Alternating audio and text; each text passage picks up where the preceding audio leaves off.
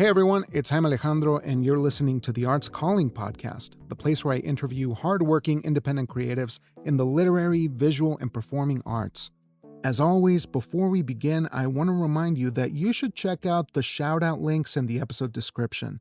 You're going to meet new creatives, whether it's in the literary, visual, and performing arts. You're going to meet folks who are doing everything they can to bring creative work into the world, especially during this difficult time that we're entering. I really think you're going to be in for a treat because there's nothing like finding a new artist to follow, to be inspired by, and to go on a journey with. I think that's incredibly vital right now.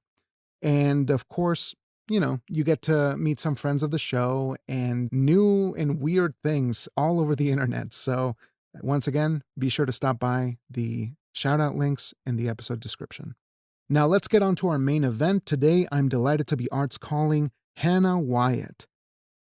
Hannah Wyatt is an emerging indie folk singer-songwriter. Her melancholic sound has blossomed over the years with influence from a score of artists, the likes of Keaton, Henson, Joe Purdy, the Civil Wars, Gregory, Allen, Isakov, de-esser, Sparklehorse, M. Ward, and more. With roots in upstate New York, Hannah began classical violin at age 8 and began songwriting around the age of 13. Hannah is an independent musician. She writes, records, and produces all her projects. And while her early releases began in 2016 under a former name, she took a step down a new path in 2021 with the release of the album Phantom Burn under the new artist name Hannah Wyatt, later re-releasing an abridged version of this original album. This time around, we are discussing her next full-length album, Sunday Cowboy, which will be released digitally on December 13th and on PET Records on December 21st, 2024. Hannah spends her free time freelancing string arrangements and various recordings for artists, both local and far, and collaborates with Bellingham label Washington's Records. This is a great new artist that I had the pleasure of discovering thanks to Washington's Records, and I hope that you do yourself a favor and even pause this episode and go listen to Hannah's music on her YouTube channel. Get acquainted with her sound because it is breathtaking, it is dark and gothic, but also deeply honest and really powerful. So I think you're going to really enjoy not only us sort of breaking down some of her discovery into this sort of aesthetic and her process, but it's just really good music. So I hope that you check it out, and I'll stop talking. So without further delay, let's give Hannah a call.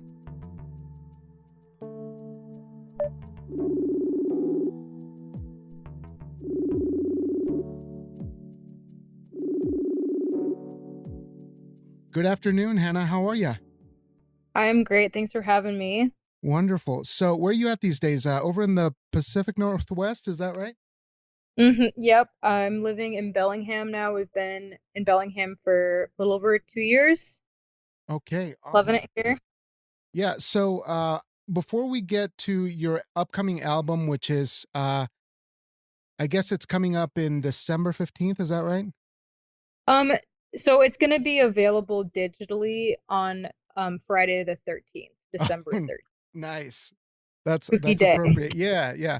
So before we get to the album, I definitely want to set the stage here and get to know a little bit more about you and your artistic origins. You have a peculiar story, and the music that you're creating is very unique and very atmospheric, but also it's got that americana sort of soul. But maybe before we get to the music, we could talk about where you started. Are you originally from the Northwest?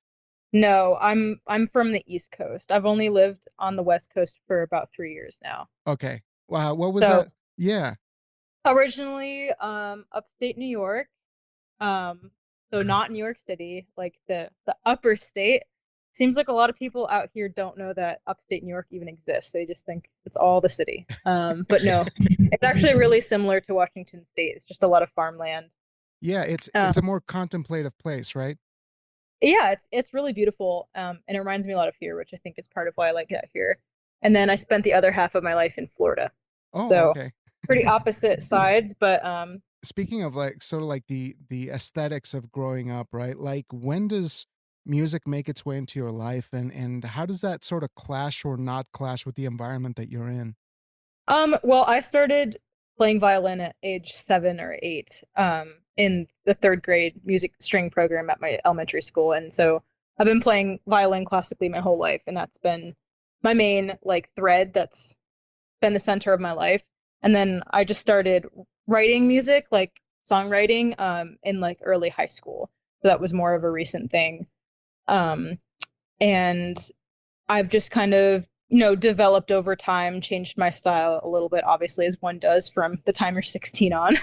So looking back, it's pretty different, but I feel like I haven't strayed that much. But yeah, I've just slowly grown over the years, and just tried to hone my craft. So What kind of stuff were you listening to back then that really felt like sort of unlocked that part of the songwriting journey for you? well, when I was like in early high school or like late middle school, I that was kind of when I realized that other types of music exist and not just like the top 40. And so that was really refreshing. And I was really young, so looking back now, they're not my favorite bands anymore or anything, but like that was when Mumford and Sons was super, Right. popular. And even though that was popular music for me, it was like brand new to my ears, that sort of folk music. And so bands like that opened my eyes. And then I started looking more into some more alternative indie and some more underground indie. I really fell in love with the bands Blind Pilot. I fell in love with a little artist. His name is de-esser, and he's actually on the same label as me. Now we're friends, Mm. which is Oh, cool. crazy. but but yeah, I haven't really been much of a music consumer actually my whole life. I don't really, and especially now, I really hardly ever consume music. I don't know. I kind of like to live in a little bubble and not be influenced by much as much as I can. So So, do you feel like there is another way to take in musical inspirations, or is it just generally avoiding other perspectives other than your immediate circle or where you're at? Well, I don't try to like intentionally close my eyes. Like I'll go out and like see live shows and I'll listen to new music if someone suggests it. I'm certainly not closed minded to it. It's just not I'm not constantly having music on throughout the day at work and stuff. So Mm. it's more like I'll go out of my way to listen to something, but I'm not constantly digesting music all the time. Like my boyfriend always has his AirPods in all day long. He's listening to like the new releases on Spotify, and so that's great.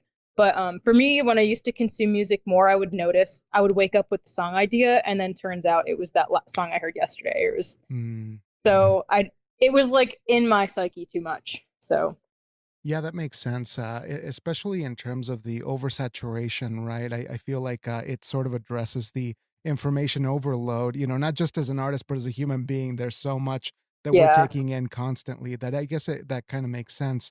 So, Mhm. as you're developing, and I happen to listen to quite a bit of your YouTube stuff that you had on there, and you've been tremendously prolific in this last couple of years. There's a handful of EPs, and you put out one album before this, is that right? Yeah, I last spring, and then just a couple Okay. random stuff here and there between now and then. Right, I mean, and, there was a lot more stuff in my discography that I've taken down because I just couldn't bear it to be up anymore. It was so embarrassing.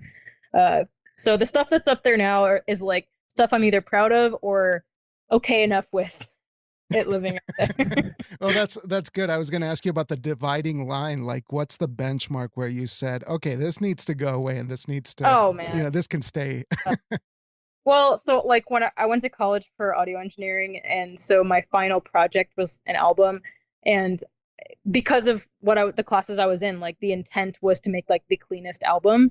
And so Mm, I was going for very like clean, hi-fi, well-produced, like radio friendly, like for consumers. And it was just at the time I thought that that's what I was into, and it took me a few years, but looking back, it's like it was super to me. Some of those more upbeat songs were like super cringy, like indie pop, like for me, like some people really like that stuff, but because I went like a darker route, looking back, I'm like, oh no. And I just didn't want that to be the first thing that pops up when someone shuffles my Spotify. So I was like, sure.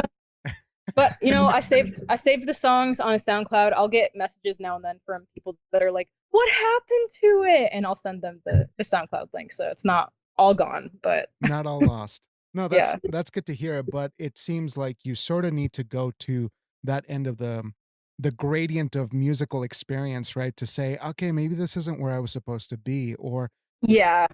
I guess I'm curious of like, now it seems like you have a really specific, very well defined and articulated aesthetic. It is a little bit gothic, a little bit darker, as you were saying. Hmm. And do you feel like that was almost like a slingshot effect where like you went that far and you said, "Ah, I don't need to do indie pop, like maybe I needed to be here all along," or do you feel like that thread of like the darker sort of somber storytelling kind of aesthetic was always there from the beginning? I think it was always there, because when I mentioned de-esser. If you listen to his music, it's like super intellectual lyrics, but like very lo-fi and dark, and it's some of the best songwriting you'll ever hear. But it's very much not.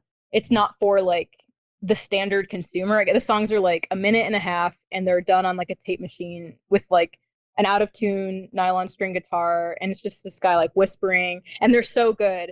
And so I fell in love with that a long time ago, like back when I was still in high school. But I guess I never took the next step to be like, can I do that? Mhm. Can I emulate that, or do I just sit here and like it? And so I think at the time I was just confused about where I wanted to take my personal stuff. And now that I went the cleaner, more poppy direction, and I was like, ugh. Now I feel like I'm coming back to what I always wanted to do now that I'm older and I have more of like the knowledge about how to do it. And now that I have more life experience too, so I can actually write more like deep lyrics and not just like fake deep teenager sort of notebook lyrics. So Yeah, that's super interesting because we always get hung up. At least when I was younger, I used to get hung up about like I was aware that what I wanted to do artistically was not at the level where I wanted it to be, but I couldn't yeah. understand that I hadn't lived through certain things or I just Hmm. couldn't have the removed perspective to be able to appreciate like, oh, this is the specific thing that I need to work on. Like, do you have an Yeah. example of that sort of thing? Like maybe as you were working on a song that you felt really challenged by, but you couldn't really crack it until later? Well, and it may be like one small specific example I can think of would be I always loved that sort of like tape sound that Victor de-esser would have. But because at the time when I heard it, didn't even like own an interface. I was just like, I had no idea. So I had no clue like how I would do that. And so now it's been years, I've gathered gear and stuff. And now that I have that life experience, and like I know there's different ways to do it. You can like actually get the gear and do it like the real way. Or how I've been doing it is just like buy some plug-in emulators and learn how to tweak it, get good at. So it, again, like you said, it took time. Even Mhm. though at the time I wanted it and I liked that sound, it would take a few years for me to be able to actually achieve that thing. So I think I'm getting closer. I'm still not like, it's not exactly what I want, but I don't think an artist will ever get exactly what they want. I think that's part of the rub. So Sure. Sure. yeah. Yeah, it strikes me like you feel like it feels like you're finding a good balance between sort of like the technical know-how of Yeah. production, which I think it might just be like a standard, operating procedure for independent artists is like, okay, we got to know how to actually produce something as Yeah. well as crafting strong songwriting. Do you feel like there's an area where you feel like you needed to catch up on, like your songwriting was lacking when production was just rolling on all cylinders sort of thing? Yeah, I would say the Iron Line EP that I did after coming out of college. I lived in Colorado for the summer, and that's when I think I put together that EP. And that was when I realized I wanted to get a little less hi-fi and like, radio friendly, but my songwriting was still kind of stuck in that like college, a little more immature college years. So there's like one or two good songs on there I still play, but the other ones, I can still tell I was totally in my like 20-year-old, 19-year-old headspace. And so I think it took me a few years to like, as I've looked back and like seen my discography and like critiqued myself, I think it took me a few years to move on with the songwriting and get more mature with that. So yeah, I think it was like production and songwriting. I both had to realize I was going in a different direction. They kind of traveled at different times, but hopefully Sure. they came together now. I'm Yeah. hoping. Yeah, for sure. Now, looking at you as a performer, like you're actually out there doing your own shows and like supporting other musicians. When does that become like something that you feel you have to do pretty regularly? And how does that influence your writing, especially in the last, say, 4 or 5 years when you started putting out all this stuff? Yeah. Well, I personally, with my own music, I really don't like playing live, and it's very rare that I do, actually. Okay. I've played a couple shows for this during this album release cycle, and I'm gonna play a few more after it's out too. But it was like, for me, it's like pulling teeth. I just Mm. I don't like, I'm not good at memorizing stuff, and so I always have to have like my music with me, and I feel like an idiot sometimes, and like I feel like people are judging me for that. And then also, because I care so much about my arrangements, they're so like, I put so much effort into them on the record. When I'm just doing it live, it feels, to me, it feels like sad and empty, Mm. like a naked, trembling version of like what I think it should sound like. And so I always just walk away from shows just kind of like sad. So it's not my thing. Some people like get a big adrenaline rush and they love performing and entertaining it. That's certainly not where I stand, but when it comes to like playing violin for other people, I enjoy that a lot more because I'm just kind of like this side piece, just like doing whatever I want to do, or we've tracked out like parts and I'm just kind of somebody on the side supporting, but I don't like being the main person, like entertaining and this yeah. No, but that's So, that's great to hear because I think it puts the importance of the recording process and the production yeah, of a proper album into context where you're like, this is the thing, right? I'm not yeah, just going to yeah, go out and perform, like this is the work of art that I'm yeah, delivering to you. So I do think that like there's still lessons to be taken from the live performance aspect. Do you feel like it impacts you in a certain way as you go into production where you say like, can I do something in this record that I can't do as a live performer? How do you sort of like navigate that? Or is that yeah. something that challenges you to make something that can't be performed? Yeah, well, it's definitely challenging. I would say on my records, like my full length albums, usually there's only like half the songs are like performable live, where I would be confident enough like singing the whole thing by myself and not like messing up or something. Sure. Like songs that are like approachable for me to perform live. It's usually only about half. So it does make it challenging for me. I would say the only time it ever influences the live influences back to like the writing or recording would be sometimes when I'm finishing up an album and it needs a couple more songs. I'll be like, I should write a safety song that I know I can play live so that there is one there is at least one that's doable live. So sometimes I'll do that and I'll like have some forethought and I'll write one that's a little like a narrower range, something like that. But that's like the only time it impacts. Other than that, I just let myself completely focus on doing how I want it to sound on the album, and then I suffer with the consequences later. No, that's great to hear. So, regarding Sunday Cowboy, which is the forthcoming release, tell me about this album and how it came together. Like, what were the essential ingredients that started this project and made you think, like, oh, wow, this could be a concept. This could be a series of songs that work together. Like, how does the genesis of an album start for you?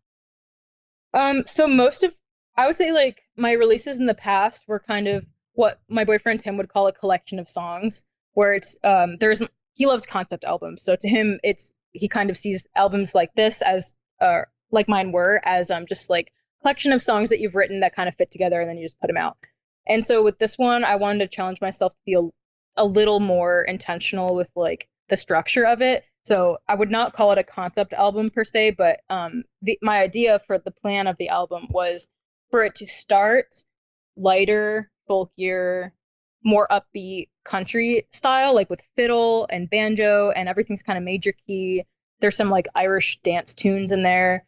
And then slowly, song by song, it gets darker. And by the end, it ends with Mm. like this big distortion wall that comes up and cuts off. So it gets pretty different by the end. And so that my idea was to have this arc from like lighter folk to like darker indie by the end. And so it was really hard to plan.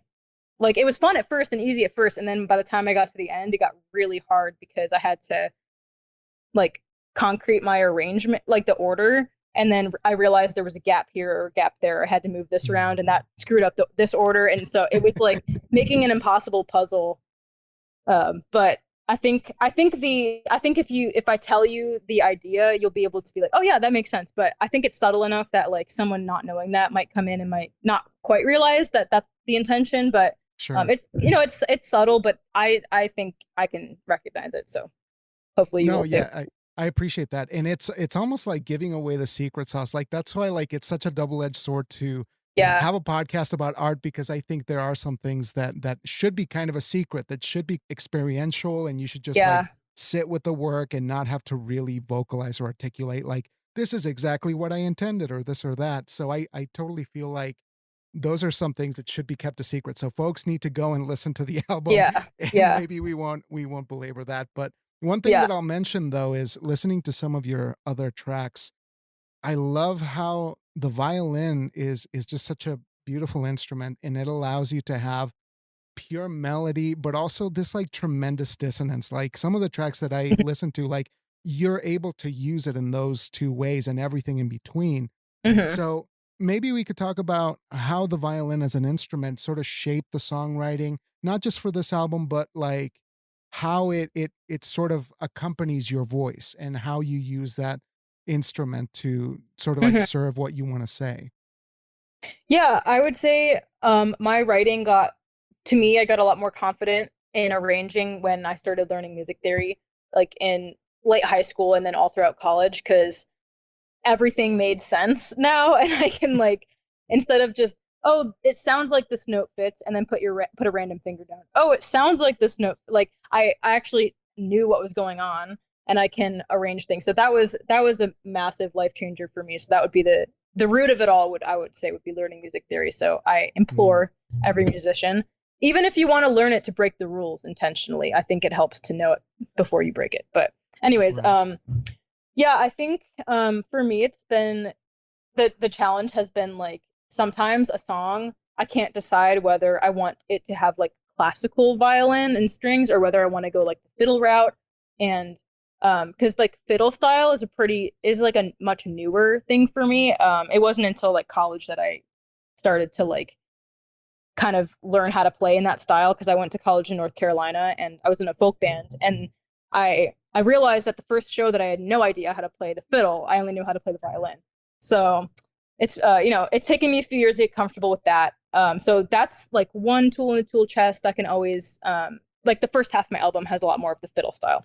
And then when it comes to like classical playing, within that there are so many layers of like the way you hold the bow or the pressure or the speed that like influences like the timbre, and there's like hundreds of different ways you can get a sound to be produced. So I for you mentioned like dissonance, like for any spookier track, sometimes I'll intentionally like have overtones that squeak or like play over the bridge, like play sol ponticello and just make it sound like a door is like Yeah, squeaking. yeah.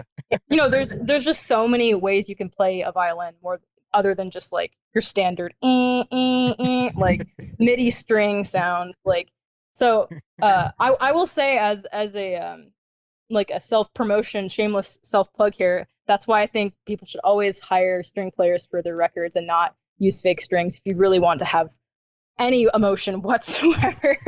Because I record strings all the time for people like remotely clients and stuff, and it just like the difference of the before and after with Yeah. real strings is just like there's no words for it. So I appreciate you recognizing the strings in my music because I like that I take it really seriously, and that's part of why my songs feel so sad live because I got nobody. I need like a Mm. 10-piece orchestra behind me to make it work. Yeah, yeah, and I totally get what you mean, because there's some moments in the songs, and I'm sorry I can't remember the exact song that it is, but like you have a verse and you're leading into I don't know if it's like a chorus kind of situation, but Yeah. the arrangement that comes, it's almost like a cello, and it's really dark, but it is a Hmm. very human sound. It's not an artificial thing. Hmm. And as somebody who messes around with synths and a more electronic sort of vibe, I'm like, that's just irreplaceable. Like Yeah. you can't even emulate that, because it is every second of that layer of sound is a pure human expression. And I think violin does that better than most instruments, which is why I'm like, yeah, I think that there's something really human and dark about at least the stuff that I've heard. And I haven't Mhm. had a chance to listen, of course, to the new one, but I wonder how much of that dark thread there is, Yeah. in the new album.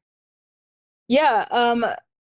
I've heard people call the violin, I forget like the exact term, but they equate it to like the most human voice of the string instrument, which is I can definitely. And you mentioned a cello, so something that I was lacking in my past was I only had a violin. And over the past few years, I've slowly acquired a viola, a cello, and an upright bass. Mm. And the upright bass is a really nice vintage upright bass, but the viola and the cello are literally like children's size school rental instruments that I got for $10 on Facebook Marketplace. Oh, nice.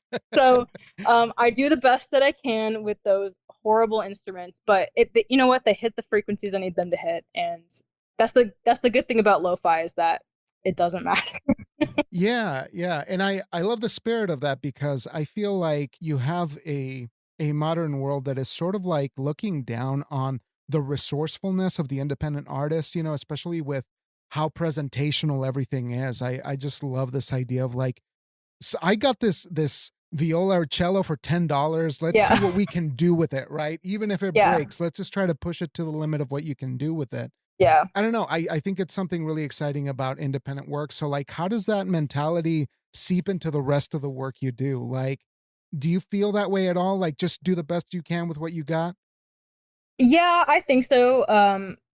I am not the most experimental person with like layering plugin after plugin. Like my boyfriend Tim always has like 20 things stacked in his Logic file, but I use Pro Tools, and so Pro Tools doesn't have like hundreds of built-in plugins that are like really nice like Logic does. So I never really find myself like making do with plugins that are in there. I just use like EQ and compression and call it a day. Sometimes like a little delay. So I feel like I don't really need to what did you say? Like make do with what we have, because Yeah, I'm yeah. not I don't know. I guess sometimes I'll buy a plugin if it's on sale and I'll treat myself.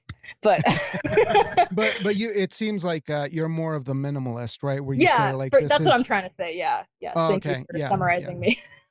No, no, it's all good. But like you and Tim work together quite a bit too. Like I've noticed like in some of Tim's stuff, like you do some like guest stuff, right?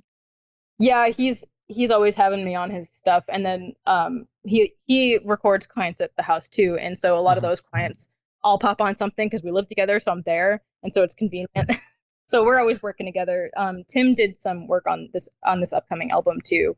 He played upright bass on like half the tracks. I played bass on the other half, and I don't play bass, and so you'll probably be able to hear the difference. He also did some electric guitar, and he did some Nord Electro work. And then also we don't own a pedal steel, which is one of my favorite instruments. And I didn't want to like pay somebody to play it. So Tim's workaround is he records three separate electric guitar slide tracks and then combines them, and Oh it wow. sounds a lot like a pedal. I mean, you can tell the difference if you A B to pedal steel, but like, if you're coming blind, it sounds pretty similar. So that's our hack. But that's Tim in there when you hear that. That's amazing. But it leads to something that I was gonna ask you of like, having these kinds of collaborations and in terms of your songs and how you're orchestrating or arranging things, when somebody comes in with that kind of perspective, like, have you had to modify arrangements and change them for the better? Was there a moment where you said, oh, wow, this is the right direction for the song and I hadn't seen it before? Did you have a situation like that where, a collaborator, be it Tim or somebody else, like came in and brought in a different perspective and you were like, that's going to make the song better? I think there was one of those moments for my latest single, Keep the Saddle Clean. Tim came in to play bass, and I just had a standard like boom, boom, boom, boom, 1/5. And he was like, what if it was like a Spanish flare instead? And so he like gave me that idea, and once he told me that, I was like, that's so much better. Now it has like a groove to the song, and so that was really nice to have his like bass mind come in and like, because I wouldn't have Right. thought of that, because I was trying to figure out how I want the bass to sound, and so I was doing it within my abilities, and I can't play what he was doing. So, and I experienced that a lot with violin too. Like what I was saying, when people like ask me to play violin for their stuff, sometimes they'll have like written a part, but because they don't know how the violin works, some things are not going to work for it, and some things would be much better if XYZ. So I think like using somebody who is an expert at what they do and bringing them in is always going to, bring a perspective you never would have thought of. So it's definitely true. How long does it take you to work on a song, and like when do you feel comfortable bringing the song to a collaborator? Is that like a pretty quick process, or do you like to just kind of hash something out and then bring it to a collaborator, or is it like stuff that has to sit for a while? Oh, no, I'm super quick. I'll do like most of my songs I write within an evening, and then I'll record them the next day and then it's done. I'm super like Tim and I are both like, we call it mad scientist mode, where you just like hyper focus in your lab and you just don't come out and you don't eat, sleep, or pee until 48 hours later. It's a rush, yeah. Yeah, so because it just needs to come out, and if you stop and you like sidetrack, it's done and you can never go back to where you were. So it's a little debilitating, but it's also nice. So yeah, usually it's super quick like that. Something will come, it'll explode out, I'll finish it very quickly, and then I'll send it to Tim. But Tim's also a really busy guy, so when I have him like record something for me, I'll usually have to send it in like a big list with all the files, and then he'll get to it like within the month, because we both have schedules. But yeah, I don't really collaborate with that many people. Other than that, I had a few on this album. I had a local guy sing harmonies on one song. I had Tim's cousin play flute, and then a local guy play trumpet, and those were each for just one song. So there was a little bit of collaboration, but I didn't send those tracks to them until they were already done and arranged, because I wanted them to be able to plan their arrangements based on what was already going on. And then there would just be like a couple finishing touches after that. But it was mostly, sure. I didn't want to like inconvenience them by like, here's my guitar and the vocals. Oh, by the way, there's going to be 15 other things. So prepare for that in your mind. Yeah. You just kind of work around what those guys have to do. And I think that's a really great point. It's like trying to be generous with collaborators, at a certain level, because I think that especially like musicians or collaborators, I'm mostly a theater guy, but I still find myself and have found myself being like, hey man, would you come and help me out with this? Would you come and do this, for me? And I always feel like I have to sort of minimize the request a little bit, or make it more accessible so that it gets done. Right. Yeah. Yeah. But as you're doing the songwriting, because I'm trying to figure out like what's a good songwriting session, but it seems like you just will it to happen. Like you're not interested in like not finishing the song, like the imperative, at least from what you're describing, seems like I'm going to get it done no matter what. Like it's coming. When it's coming, it's going to be complete. Do you ever hesitate? Yeah. Like what's a point of hesitation for you?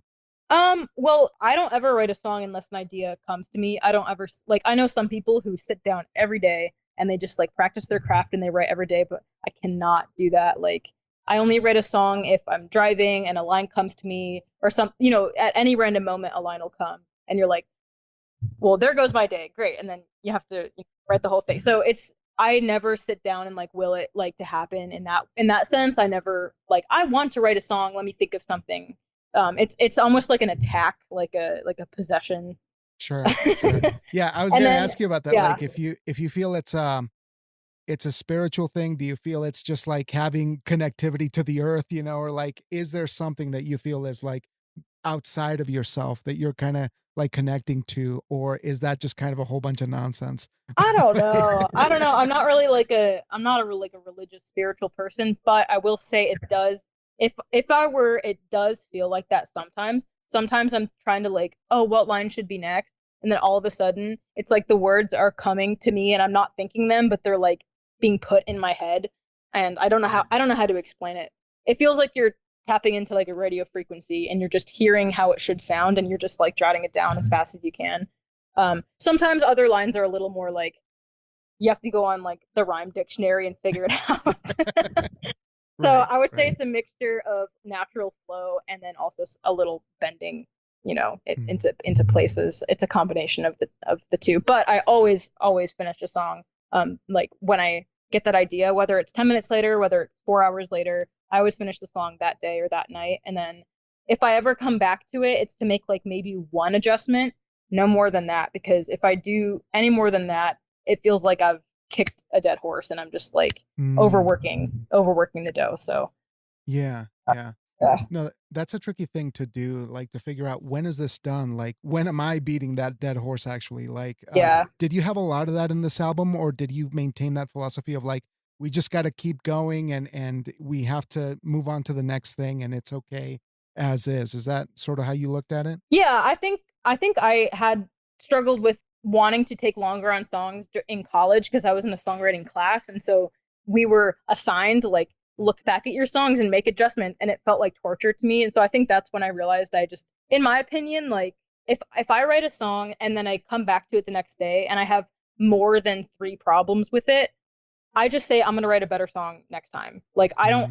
I don't want to put in the effort of like, let me rearrange and put this limb on that arm and that, like, to me you're like, you can always tell when a song's been butchered like that, in my opinion. So I think Mm. if I had a nice start and then something went wrong, I just say screw it, I'll write a better song next time. I don't really have the hours in the day to like go back Yeah, to all my yeah. songs and like keep, let me rehash and erase, and for 10 years I'll write this good song. And like, I don't know, Right. I have some friends that write like that, and it's like torture because I want to hear your music and you just keep, it's been 5 years, it's been 10 years, and you haven't put something out because you're just like rewriting and rewriting and rewriting. Mm. So Yeah. I'm definitely more of the mind of like, honor what was in your head at the time, and if you're not comfortable putting it out, whatever, write a new song until you feel comfortable putting the next one out. So I That's don't. a great philosophy to have, because you need to just get stuff out. Like you say, it's an exorcism. You got to expel this stuff out and you got to keep Yeah, moving because it feels like the longer you hold on to it, the heavier it becomes and the less viable of like a way to communicate it becomes. It becomes stale, right?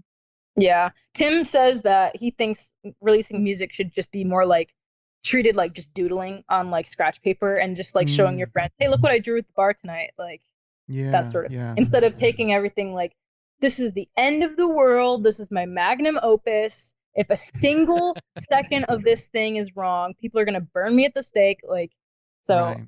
I think I've slowly become less perfectionistic too. Being around him, I think he's wore off at me a little bit, which is good. No, that's great. So speaking of Sunday Cowboy here, got a couple more questions to be mindful of your time, but That's okay. the album as it's ready to come out, right? Like, what is your thought on it? How do you feel? And when did you know that it was ready? When did you know that it was done definitively? Well, I think I knew it was done when I added up the total time and I was 15 minutes over the vinyl record maximum time because I was like, shoot. So now how the situation as it is now is the digital version is going to have three bonus tracks because I couldn't fit it all on the record. So I definitely was done then. I should have been done before then. I should have pulled the plug before that, but I didn't.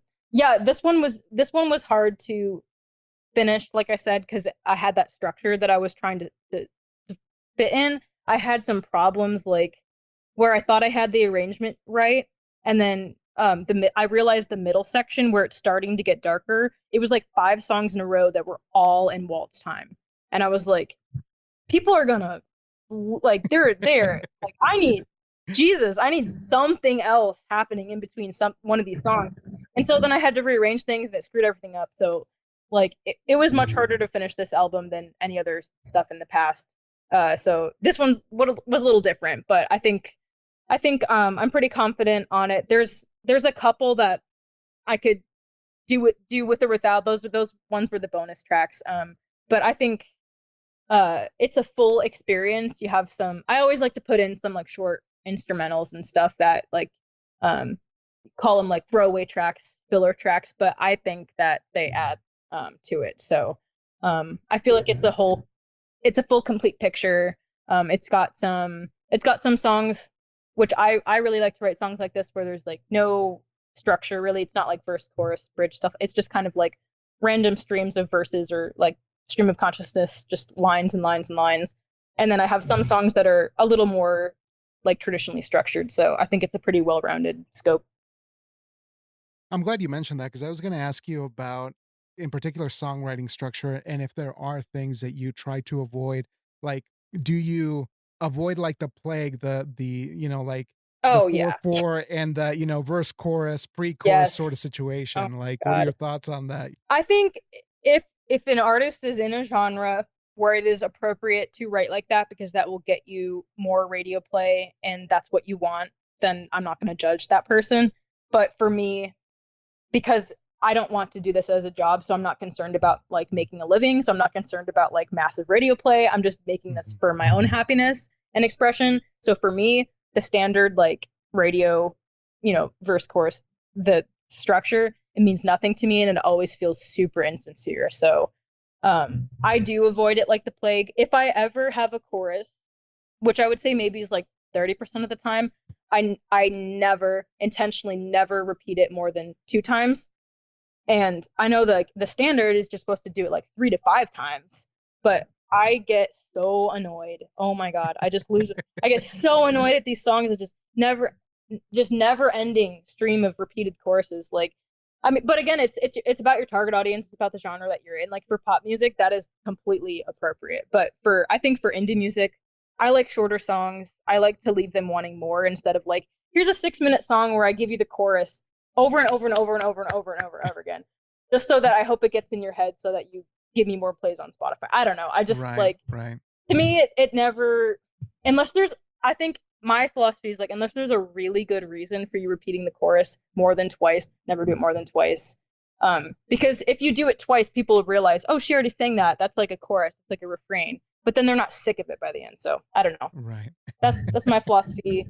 But mostly I approach songwriting more like either writing a story or writing a poem, either of the two. So I have some songs like my first single from this album, Something Somehow, that was a story song. So each verse is telling the story of a different person or group of people, and then the refrain, the chorus, it's only done twice, and it ties each of the people into that refrain. So that was my setup for that one. So that would be a story song, and then or it could just be a string of verses, like 6 verses, no chorus, all telling a story. Or some of my songs, usually the shorter ones are just like kind of stream of consciousness, like poetry, and there's no structure at all, and it's just random lines that felt right to me at the time. So that's usually my two go-tos. So Yeah. that's how I am. I do like that single that you mentioned because it's not a long song, but yet it is a cohesive story. It's not bloated, which tends to be a problem with like even looking back at some of my favorite like storytelling songs from the 70s, you're looking at 6 or 7 minute Oh my tracks of like God. an epic journey, which are Yeah. cool, but Yeah, it that's is cool in its own right for sure. yeah, but it's a different challenge to say, I only have this much time. I only have a smaller, more concise amount of time. How can I tell it in a more economic way, I guess, but still be like interesting? So that was a Yeah. great song too. Like there's been some great singles off of the album. You may have answered this already, but I kind of want to drive the point home here. Like what have you learned from this album about yourself? How has it challenged you? And now that it's done, like how do you see yourself on the other side? I would say, well, first of all, like I explained, it was kind of hard to put together. It's kind of like a puzzle. But I would also say it challenges me because sometimes I don't really know how to describe the genre that I fit in. And this one makes it extra confusing because if someone listens to the beginning of the album, that sounds pretty different from the last track. So I don't really, this album, like you said, is like a challenge because I don't really know how to advertise. Like Sam's been saying Gothic Americana, which is true for the B, it's true for the B side, but it's not true. Like the A side is like, it's like Irish fiddle tunes and like banjo and like upbeat, like brighter Yeah. songs, not gothic. So it's been kind of hard to, I think this album's playing with how I've always felt, where I don't really know whether I want to go more lighter, folkier artists or whether I want to go more like atmospheric, like indie, dark indie. So they're Sure. not, sometimes they mix, but they are separate things. So I think this album was me kind of experimenting with the polarities there and like I like this, but I also like this. Let me figure out a way to blend them together. So I think if I learned something about myself, it would be that I can do both. And I can do both together. I can make it work. I would like to my next album have it be a cohesive like one genre thing Mhm. though. So I got to pick one. But maybe the next one I'll go back and do the other. So we'll see. So lastly, I want to ask you about sustainability as an artist because, you know, I interview working class people. I try to prioritize independent folks, and it's hard. You know, it's hard to sustain any kind of creative practice when you have to pay the bills, when you have to go and stay alive. You know, essentially. I don't know if you got a trust fund, but like, I still feel like I should ask the question, like, how do you nourish yourself emotionally as an artist and not get bogged down by the reality of like, oh God, I got to pay rent again, or I gotta pay the bills. Like, what's the thing that keeps you going as an artist, and how do you sustain that? I mean, that's kind of a hard question for me because I'm not an artist that dreams of being like a full-time musician where I'm like touring and like Right. that sort And of yeah, so no, that's I why don't I want it wanted to to be my ask you. job. Yeah. Yeah. But at like I think the my dream, which is never gonna happen, but my dream would just be to like not need a job, but also not need to perform. Like I wish my dream would be I sell millions of records and I stay at home. That's my dream. I'll play 3 shows a year to 10 people and then I just stay at home and I just do whatever makes me happy. I'll just go kayaking or write a song or sleep till noon. And then, but my album is successful and that pays my bill. But again, that's not that there's no such world where that exists. So yeah, I have a 9 to 5. It's actually a nice fun job. I'm a graphic designer, so it's not like grueling work or anything, but I still definitely do struggle with like the even having like a 9 to 5. I don't know. I'm not a career like I'm not like a corporate monkey type like career Sure. person. I'm not like yay management role or anything like that. So of course anybody who's like that is even if it's a good job, they're gonna still struggle getting up in the morning sometimes. So I definitely feel that burnout. Sometimes worse than others, but I just have to like sit down and remind myself that I have, it's a good job that I don't hate. And even if it doesn't pay very well, it pays enough. And I get to come home after work to a home cooked meal for my boyfriend, and like there's so many good things that like make me feel better when I get down in a rut about the 9 to 5 life. So yeah, it's probably a lot harder for people who are like really yearning to be like famous in a way where they're like touring all the time and making a full-time job out of being a musician. I can't imagine living with that sort of like dissonance and like Right. depression inside like that. Yeah. That'd be a lot. I know some people who really really really want that, and it's I can tell that they're like struggling because they're not there yet and it hurts so much. So yeah, I feel for those people for sure. Right. But I think this is a really good note to wrap it up on because there is hope in nourishing your artistic perspective in your own way. And as long as you're defining that, I think that's really powerful. And so I think that's inspiring, you know, like I want to have enough time to just make my art, you know, like Yeah, that's it, that you would know, be like, great. yeah, just a little bit more, you know, like Yeah, what's like 30 hours versus 40? That's like 10 more hours to make I art, know. you know, like that'd be pretty cool.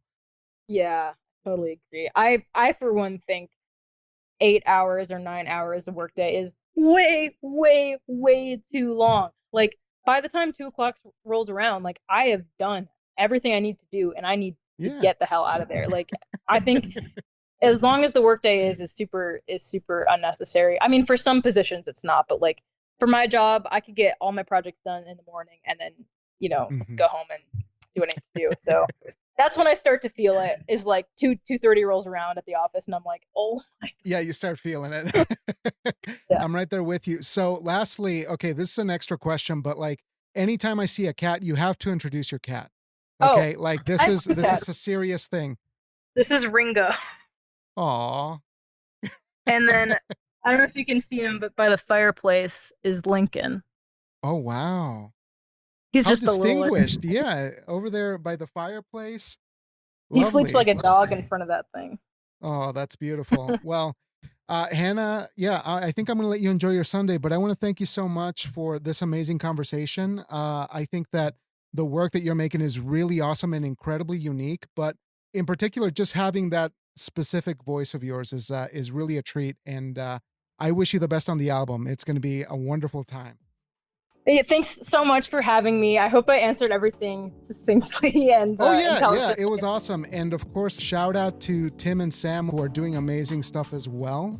You folks are a good crowd, and you're just like brimming with talent. So it's a pleasure to talk to you folks. All right, thank you so much. All right, you take care. Have a good one. You too. Bye. Bye.